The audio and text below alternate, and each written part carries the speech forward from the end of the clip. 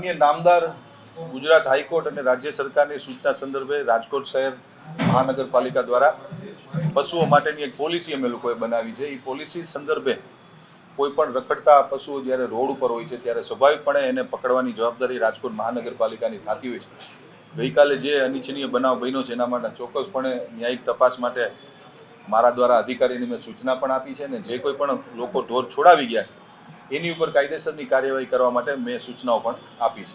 બિલકુલ અયોગ્ય ઘટના કહી શકાય, કારણ કે કોઈ પણ સરકાર ચાલતી હોય છે તો કાયદા આધારિત ચાલતી હોય છે। કાયદો તોડવાનો કોઈને નાગરિકોને હક નથી હોતો। મેં જેમ કીધું એની ઉપર ન્યાયિક તપાસ કરીને ફોજદારી ફરિયાદ કરવી પડે પણ તો પણ અમે કરવા તૈયાર છીએ।